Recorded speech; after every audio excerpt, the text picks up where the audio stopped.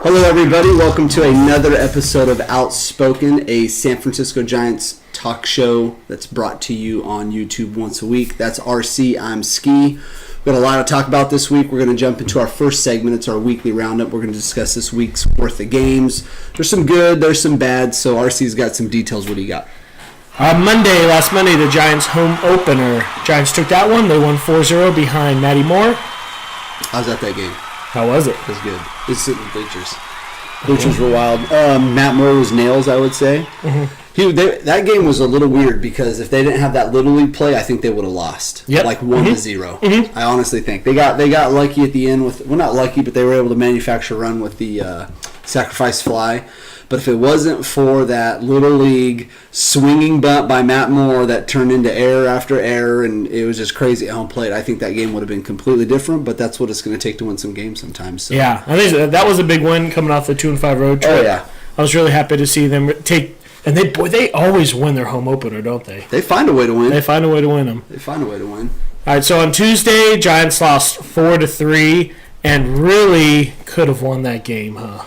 Yeah, when I was watching that game, there was that fly ball that Gorkis Hernandez had hit to him, and when I watched it live, I was like, ooh, okay, good play, good, you gave it a shot, or, things are going to happen. But when they did more replays of it, I realized how catchable that ball was and how Gorky should have caught that ball, and he just flat out missed it. Yeah, he went back on it, and so fast it's almost like he slowed up, so he thought, he for sure has it. Yeah. And then he just missed it. He just missed it. He quite frankly missed it, yeah. Just missed it. So Wednesday, I was at the game on Wednesday, and the Giants won 6-2. Kane pitched well, didn't he? Oh, he was nails. I was pleasantly surprised. I know I've been down on Kane, and I know I've been harping on him the last few episodes, and actually the beginning of this whole season, and that was a sight for sore eyes. I was really happy to see him pitch like that. That was huge. Yeah, you said in last week's... And he had some offense, too. He did, yeah. He had a double, hit that shot in the gap, and he generated some offense for himself, and way to pick yourself up, Kane. Good job. Yeah, you said last week, just 5 strong from him. He went 5 strong and got into the 6th, and Guerin really picked him up. That was huge, yeah. Mm-hmm. That was good to see. The glimmers of hope in the bullpen, that's what keeps people watching. Absolutely. So Giants took the series versus Arizona, 2-1. So then you have Mad Bum going on Thursday, and you're thinking, you know what? He's going to get a win. There's no way he's going 3-0. Or 0-3. 0-3. And the Giants just didn't give him any offense. So on Thursday's game, Giants lost 3-1. Mad Bum pitched decent again, no help. Until the 9th inning, they were able to put some men on base, and then they just rolled into the world's worst double play. Just a heartbreaking double play. Yeah, Nunez, hit the ball hard to the right side, and you think, if it gets through, they're going to score 2. Tie ball game. Used to be, first and third, 1 out, and all of a sudden, boom, double play. Yeah. Then Friday, Johnny Cueto comes through again. He's now 3-0 on the season, and Giants win 8-2. Offense really exploded then. Yeah, they just... Can't say much more on that. Yeah, I liked it because they tacked on. That was a big part of the game. They got the lead, 4-0. They had late inning runs. Late inning runs really helped out. And Cueto pitched. He gave up 2 runs. At one point, I think late in the game, 7th or 8th, they batted through 9 hitters. Went through 9. That's a good day. One more batter and you flip the lineup. That's good stuff. So that's good to see. The offense was booming. And Cueto's stuff was even better than that. He gave 3 inning double play balls that the Giants botched, and that's how the Colorado Rockies got their 2 runs. And they left all their offense Friday and had no offense on Saturday. As we move on to Saturday, Giants lost 5-0 as Chatwood made the Giants just look silly. Only 2 hits off of Chatwood, really? Well, was he perfect through 6? Perfect through 5? Yeah. The Giants had no offense, lost 5-0. And then on Sunday, Giants lost 4-3, and Shark went to 0-3. His ERA is now over 6 for Samardzija. That game, if he doesn't give up, he gave up a leadoff home run to Charlie Blackmon. And it was no cheapie. That was a big man's home run. Took on the probably the second deepest part of the field other than Triples Alley. And And, I mean, just got hit hard right out of the gates. Yeah. And the Giants were able to spark some offense in the first inning. Yeah, it was 3-3 after the first. Samardzija has a basic average, and nothing perfect. Give up a hit or two, give up a run in the first inning. Mm-hmm. By the end of the first inning, you're 1-3-1. But he just gives up too much. He's getting hit hard. He just isn't as sharp as we probably would like to see him be. Absolutely, and I'd say of the starting pitchers, he's been the most disappointing so far this year. Oh, I thought for sure that he would be definitely one of the more aces of the team, one of the more solid guys. I mean, probably obviously no Mad Bum ace, but just you think he's number 3? Oh yeah, easily. I think he's a solid number 3. You'd think with his stuff he'd be a little ahead of Moore, but I mean he just gets hit hard. He gives up a lot of home runs, even in AT&T. I mean, to give up that home run at AT&T, thought, okay, the first game of the year, he gave up 3 home runs to the Diamondbacks, but that park is so lively. But to do it at AT&T and that home run in any other park is like out of the stadium. Yeah. I mean, that ball was smoked. Mm-hmm. So Giants have a lot of question marks. So Giants finished their homestand, their 7-game homestand at 3-4, just as Ski predicted. And my bold prediction was at least correct that no Giants reliever had a loss. That's true. That was good. Good call. But I predicted the Giants to go 5-2, so I was way off. But I thought, you know what? Giants are going to win Saturday. They're going to win Sunday. They're going to go 5-2. They're going to be 7-7 on the year and going to kind of hit the stride running. But I mean, Saturday was just shocking. Just for Chatwood to pitch like that. I mean, that was the most shocking game to me. I mean, you think Saturday after Cueto and the Giants' offense kind of exploded on Friday. Chatwood. I think at this point in the season, which is still it's a brand new season, the talk of the Giants is for the pros their offense because their offense is showing up. They're putting up runs again. They're putting up runs at AT&T. 8 runs. 4 runs here, so 6 runs in the other win. So I think on the positive note is the offense is there. They're putting up runs, they're hitting the ball, but obviously the con is their pitching. They just starting pitching struggling, the bullpen struggling. The thing to me that was really kind of a con, and it's kind of showed is the defense. I was just going to say it. I mean, Gorkis Hernandez kind of in there for his defense. He's hitting .074. I mean, he has to be in for his defense, and to give up that 3-run triple. I mean, even the game that Cueto got the win on, they hit a couple of double play balls that they botched for him. I mean, they just went right under the glove. I mean, Panic goes to tag the guy, boom, it just flings out of his glove. I mean, he should have thrown it. You should have thrown that ball. You shouldn't have went for the tag. Yeah, and that's why I think we get spoiled with these guys. You got 2 gold gloves up the middle, and then you got Posey with a gold glove. I think that we're just so used to seeing them play as perfect as possible baseball all the time. Absolutely. But at the same time, when you play in a stadium like that and you win games like the Giants do, you have to play that kind of defense because that defense is what's going to keep you in those 1-0 games, 2-1 wins. I mean, you have to have defense like that. So in this case, you have offense, you're pitching struggling, and then you add on that the defense is lackluster compared to what at least they should be. I mean, any other team that's an average defense, but the Giants have always been good on defense. Yeah. At least as of late, and to not do that, the defense is not keeping them in games. And like I always say, defense wins championships. Yeah. Well, at least, so we got some, I mean, of being 5-9, there's not too many positives to talk about, but Posey's coming back. He should be back tomorrow. I was at that game, and right when he got up there, it was a lot of people. When I sat in the bleachers, and they all, it's off his shoulder, it's off his shoulder. I'm like, no, I'm pretty sure it's off his head. So that's when I text you. I'm like, hey, is that hit him in the head? It looked like it hit the head. Everybody's screaming it's off his shoulder, and why they're taking him out? I'm like, hit him in the head. That's why they're taking him out. Took like 94 miles an hour to the dome. Right in the head. That's going to put everybody out, at least to get looked at. And it's such a scary situation. I mean, I think you take him out anyways, but especially after last year, how they left Panic in, and he was fine for a few games. Well, I think he hit that same game, he hit a home run. Yeah, and then he goes, and 2 weeks later, he wasn't the same player after that. No, yeah, it really showed. That was Matt Moore that actually hit him. I wonder how that was when he came over and they talked about it. Seriously. But what do they do? I mean, so Posey comes back. We talked about this a little bit via text messaging. How do you mix this up? Look at Hundley. Yeah. Stay hot, Hundley. I mean, do we leave him in the squad, put Posey at first, and Bell out into left field? Do we trade Bell? Oh, no, I mean, Belt's staying. Put him in left? That is an option. It Posey really at is. First. I like Hundley catching, Posey at first, Belt in left. It kind of solves solves your issues out in left field a little bit, especially with Parker going out. Parker broke his clavicle, if no one knows about that, so he'll be out for 6 to 8 weeks, I'm sure, which nobody's going to miss his You feel bad for the guy. 0.089. Yeah, you feel As bad a person, for the guy. it sucks. That's a balls to the wall play, full speed into a wall. I mean, he's got the heart out there, but as a fan and as the Giants statistics go, he's not going to be missed. Yeah, I mean, I think that is a really good option. I thought it was interesting that they brought up, after he got hurt, they didn't bring up, an outfielder. Outfielder gets hurt, and you think, we're going to bring in another outfielder. They brought up Okert again, and then even though Posey's coming back tomorrow, so it's going to be interesting. Well, now really talk about Melvin Upton Jr.'s opportunity to get on that roster real quick. With Parker going out, you almost have to rush it up. Hey, get your swing in check. Go catch some fly balls. Shake the rust off, and I'm sure they're going to bring him way faster than expected. Yeah, with Parker going out.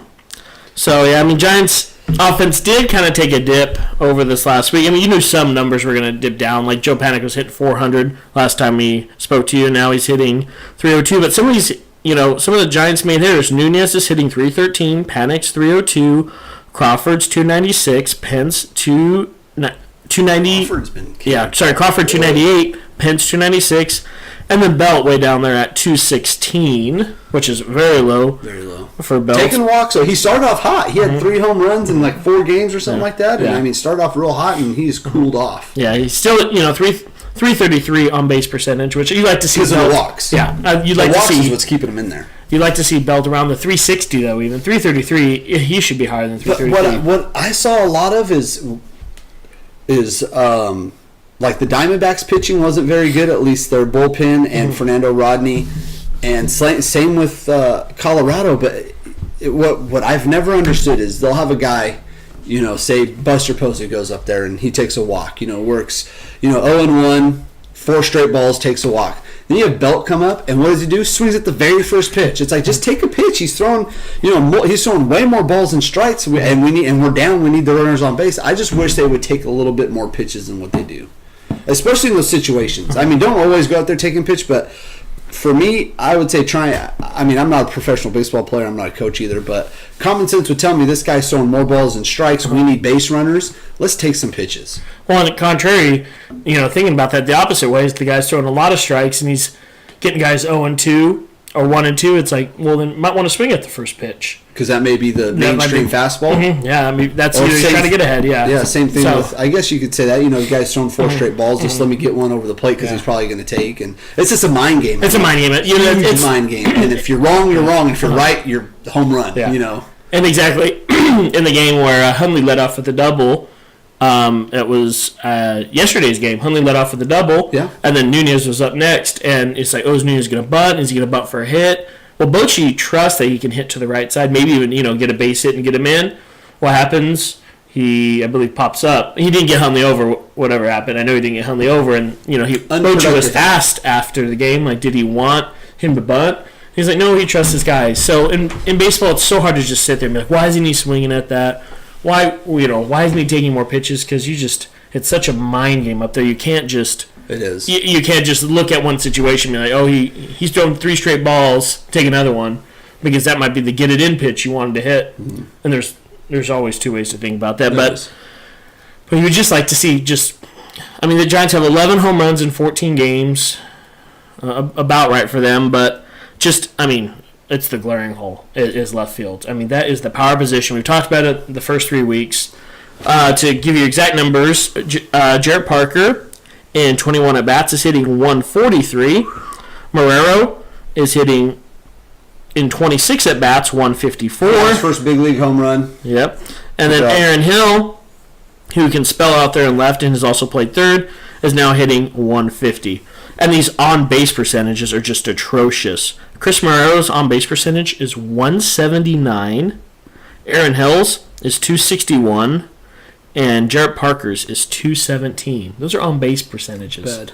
I mean, that's just tough to have out there and left. Yeah. And I was reading an article, and I found it just fascinating that they were doing all these, future projections that, Upton's not going to be much better over a 160-game season. Upton's going to hit 226 with only hitting 220 or 232 against lefties, because that's where he would predominantly play, and only 13 home runs, and that actually over a long period of season of projections, Moreau is going to do about the same. And where do these projections come from? I have no idea. Yeah, I mean, how can you sit there and say, Moreau's going to hit 234 over the season when he just hit his first major league home run? I mean, I don't have it right here exactly. And he's been on the highway with batting average. Yeah, I mean, and it's not like last season, if he had over 2 seasons, hit 250 2 seasons ago, and then maybe 230 last season, but he's hardly been in the majors. And he's old. Yeah. And he's old. He's been in the minors for like 9 years. I don't know how you can just sit there and be like, okay, well, over a season, Marrero, he's gonna pick it up, because he's never proven it. At least with a guy like Upton, he's proven he can hit 230 and hit 20 home runs in a season. He's proven it. So I just don't understand. That's one of the things I read on Bleacher Report, and I really like all the stuff I read there. But I read that, and I'm like, there's no way you can predict that a guy who's never done it is all of a sudden gonna do it. Yeah. And then a guy who's done it before, he's not gonna really help that much. Well, guess what? I definitely would take 240 with a 300 on base percentage with 20 home runs for my left field position. Oh, absolutely. Mm-hmm. So yeah, I don't really know. I think that they're going to. I don't know if this injury is obviously, like I said, going to bring Melvin Upton Jr. up faster, or just maybe puts that position on the radar a little bit more to maybe make a move. Yeah. I mean, they've had to have thought about it. Making a move? Absolutely. You just can't hit that bad at left field. So say you set up a trade scenario. Who do you trade? I mean, I'd have to. Who's available for trade? I mean, at least on the Giants end, who can you part ways with? Who's worth anything? Well, you'd have to go to some of our pitchers. You'd have to give up the prospects, and you'd have to go after. It's just too hard to think about which left fielder is ready. You're gonna have to wait a while. That's what you're gonna have to do. Yeah, you're gonna have to see how these teams play out, and you got to start. You'll wait till the Brewers. I mean, Ryan Braun's still available. I mean, the Brewers are playing. Brewers have bad season. I remember was it last year they were talking about bringing Braun over? Could you imagine Ryan Braun coming over? Oh yeah. He'd look good in a Giants. You know who'd look really good in a Giants uniform? Who? Paul Goldschmidt. Oh, that would even get me excited. He looks so good. He would look amazing. He looks just perfect. Just poster child of the Giants right there. Next to Posey. Oh, that'd be beautiful. But I mean, it's gonna be difficult if the Giants don't pitch better and play better defense. And we talk about the hitting, we talk about the left field. Some of the guys are hitting okay, but you have to pitch better, and you have to play better defense. You got to get to that rock solid Giants defense that we're used to. So.